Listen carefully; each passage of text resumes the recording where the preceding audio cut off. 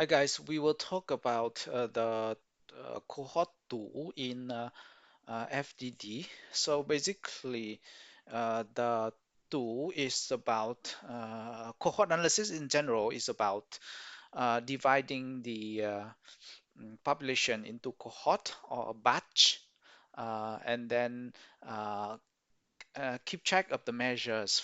For example, the number of active users, the revenue, and other measures based on the cohort in order to compare them like for like. Okay, so this is very typical thought process.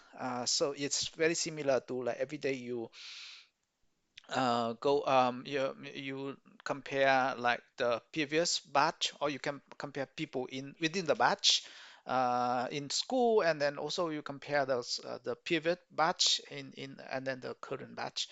So just how compare like for like work. Okay, so in terms of data, you need something like this. The first one is the a store here. I just put the store here, but in general, it's a localization factor in which you can uh, divide the population into local and global. So global meaning that when the store is the overall, then or the company level, then it become the global statistic, and then um, some when you split the data into different regions or market or stores, and then become local. Okay, so this structure is general as well for local and global. And the second one would be the division by cohort. So for each store, you will have a different cohort. And then each cohort will have the number of people, and then will have the active lifetime from certain dates, and then you can keep track of measures. So in this case, the two typical measures for all cohort will be the survival rate, which is the number of people still active until certain date, and then divide by the cohort start, or the initial number of the people. Okay, so that's the survival rate. It's just um, it just to count, like for example, all the people born in 1970 until now, and then you just count the all people it's a birthday just, 1970, and then you divide by the number, the survival people until now, and then you have the survival rate. That's how it works. So this one is the actual count. So if you divide this number, the survival count, over this number, then you will get the survival rate in percentage. So in the first year, of course, it will be 100%, because all the people born or all people joined in the same year, and then it will be counted at the same time.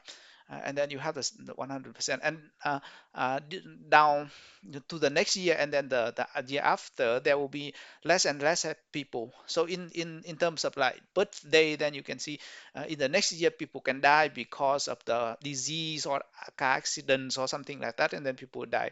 And then uh, until certain years, and then maybe until 19 or 90 or 100 years, and then people just get too old, and then they just die.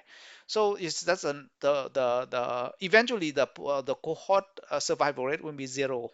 uh, mm, Okay, so that's how the data work, and then we how to display the data, or how to prepare the pivot table in order to show the like-for-like comparison. So in here, I show you the table. Okay, so let us work through the table first. I mean, this one is a big table, and then a lot of parameters like this, and then it will not be easy for you to digest at the same time. So what I'm going to do is just to filter certain part in here. So the first thing I want to do, I just want to select only one store or one region. So in this case, I will select the store north, so the north part of the company, and then I will show you the picture.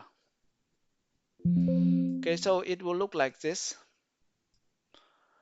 So it will be easier for you to read this one. So in here you can see two two part of the table. So the upper part will be the survival rate. Here you can survival count, sorry, in number. So you can see here the count in the starting the H0 or in the starting year of the cohort will be 40. Cohort 2015 will be 48, and then down to uh, 21, and then 10, and then until 0. Okay, so the same thing happened with the 16. So you have more people joining your company, or many have many more babies born in uh, se- um, 2016, and then 119 of them, and then down the road they will also churn out. Okay, so that's the first part of this. The whole thing here from here to here is just the the count, the survival count. So the same thing happened with the next block, but it's just the survival rate. So you can see here the view name is the survival rate, and then you can see the same trend, but the number will be standardized. So in here, the number will be in percentage. Is this number is the actual count. So on the other side, you will see the same thing, but then you see the part B is just to separate A and C. So in here it's just the display uh, mm, by this, but we display differently. The number is the same, so you can see 48 and then 20 here, 44 and 21 here. So the numbers are the same, but the display will be different because why? Because in this case, this is the active year of the population, and if you scroll, you sum this one down to the certain year, you have you can match to the revenue, and then to the whatever the thing is, and then you can match like for like this count or this rate with the fiscal year. So this one is for the reconciliation purposes. The part C is for the reconciliation. The part A is just to compare like for like, and the upper block will be for the count, and then the lower block will be for the survival rate. Okay, so standardized survival rate. So this one is compare like for like. So you can see here in the first year, everybody will be the same 100, but then in the second year, you'll see the difference. So in here, the rate is about 50%, but then those guys are new guys here. They have 30% only. And then down the road, you can see in the second year will be a lower number. Okay, so that's how you display the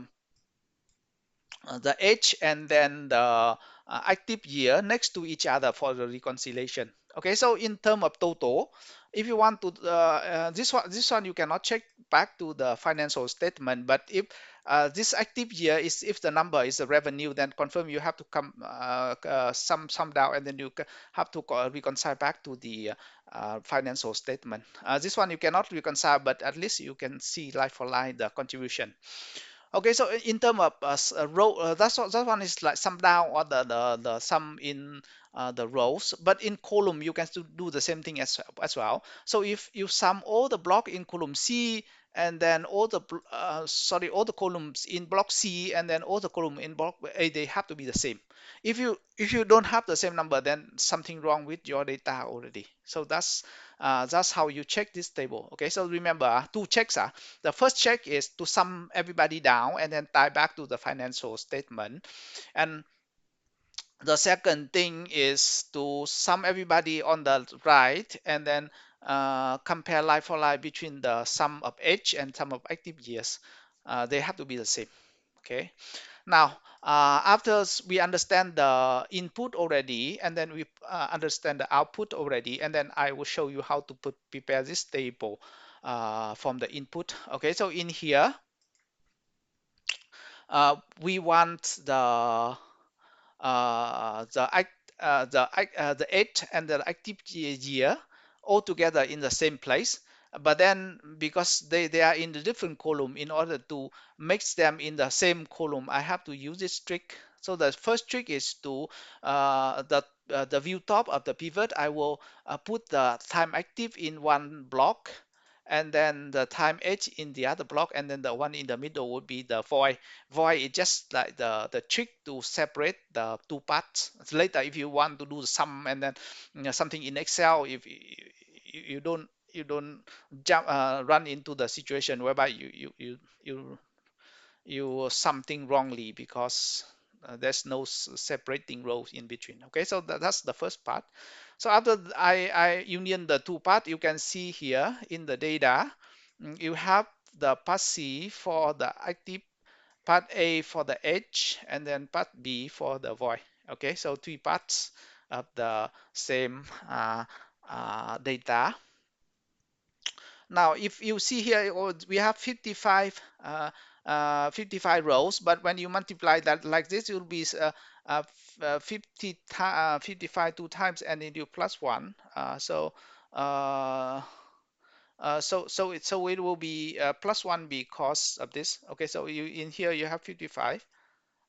In here you have to 55. So you will have 100 and one, and and then this one 55 also. So you have the, sorry, you have to multiply 3 because the 55 because we also multiply the so multiply by 3, and then you have this number of rows, and then after this I multiply by 2 again.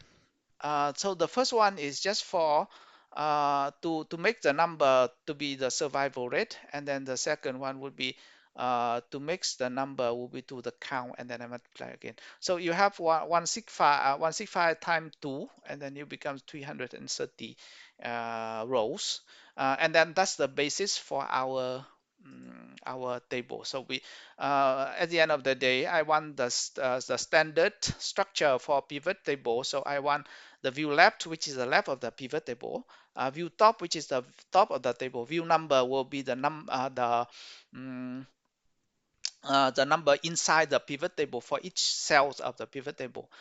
So the view name, those three, 1, 2, 3, they are not important for the pivoting purpose, but I will still keep it there because sometimes you want to VLOOK up the pivot table with the different sources, then you need this these column, or we want to like kind of add more values to the table here. Then, for example, by store, and then by cohort year, and then you can still have the value. Okay, so the view name here, I combine the three things. The first thing is the survival rate, and then survival count, which is a measure. So this just to remind us that this block is about survival rate, and the next block will be a survival count. The second reminder would be this tag one, this column is the store. So if you read the values here, not south, east, west, you don't know what it means. It can be the direction, but then this one actually they name the store by direction. The second part is actually you read the years here, you don't know which year is this. Is it the active year? Is this some year, closure year, whatever the year, you don't know. But if you give the tag to like this, people will read as the cohort, or is this the joining year, or is this the date year of birth of people. Okay, so that's the standardized column for this, and after that you can just pivot the table, and then you have this result. Okay, so that's how standardized cohort analysis work, and then from this input data to this output data. Okay, so after you understand everything already, I will put the original data back. I will do it all the store. So I don't filter the notes anymore. I will you give all the stores in here, and then in here I also give you the big table. Okay, so the big table for all the central stores, and then Hillville, North, South, East, West, Coastal, and everything. So you have all the store, and then all the measures in the same view. And then that's the cohort, our cohort analysis view.